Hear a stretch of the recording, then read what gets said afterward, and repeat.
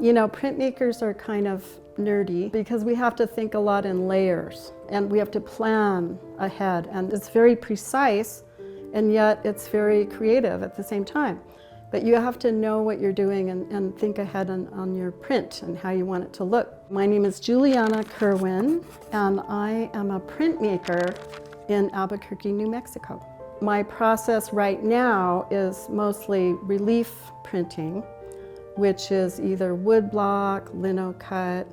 It's where you're applying the ink to the surface of a matrix, and then when you put your paper down and you put it through the press, it will pick up the ink that's on that surface. Whereas there's other kinds of printmaking where you're applying the ink in the grooves and you don't want it on the surface. So I really like the relief printing. I think that it's part of our legacy here in New Mexico. It just speaks to me. It's a very dramatic way of making an image. You know, once you carve that block, you can't put wood back in. I think it began with the Polish side of my family. My grandmother especially, she did not speak English. We related to each other through cooking, you know, putting objects on the table, cleaning the house. So everything about her was very interesting to me. I think that our ancestors influence us even when we don't know how or why. But for me, I'm cutting paper or I'm cutting stencils and then I'm applying ink to those cutouts and using those in my artwork. I do a lot of journeys down into Mexico and back, and I've done that for many, many years. So I feel like my identity as an artist has been very influenced by our neighbor to the south. For a while I was doing a lot of images of corn because that's something universal, that's something that we share.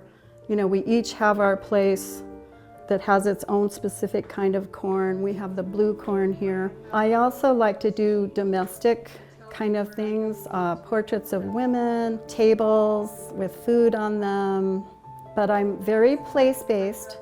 So I also like to do things I see in my neighborhood or our landscape, specifically here. I love my neighborhood, and I've done a lot of projects with my neighbors. I've done the banners on the lampposts here, where I taught my neighbors how to make woodblock prints, and then we blew them up and made them into banners. I'm very inspired locally, and I like the feedback. I like the collaboration that happens. I do offer classes. Every time someone new comes to learn about printmaking, when they carve their block and they've inked it for the first time, and they put their paper down, and then we put it through the press, and you peel off the paper. It's the reveal, it's called the reveal. And that's a very special moment, a very emotional moment for anybody me still. And you know, people go, ooh, ah, you know, and they're going, oh, yay, because it's always a little bit of a surprise as to how it's gonna turn out. I think as artists, we have a big job to do, balancing the chaos of the world. We're balancing it with our creative endeavors, and no matter, you know, how many people see your work or don't see your work, it's important.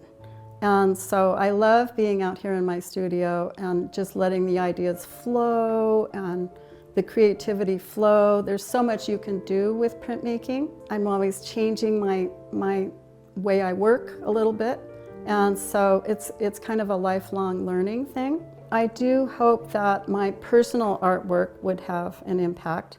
I also hope that the groups that I work with would also have an impact on the community. For example, I have a printmaking collective that's a women's printmaking collective, and we do portraits of women.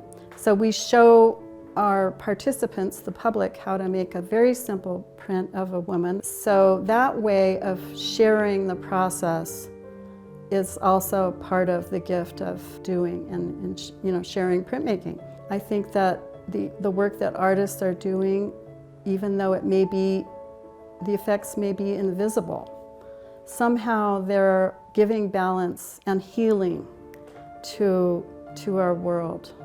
So I would encourage emerging artists to just keep going, stay with each other, get feedback from each other, share ideas, share knowledge, products that they're using, maybe little tips. Go to all the museums, see what's happening.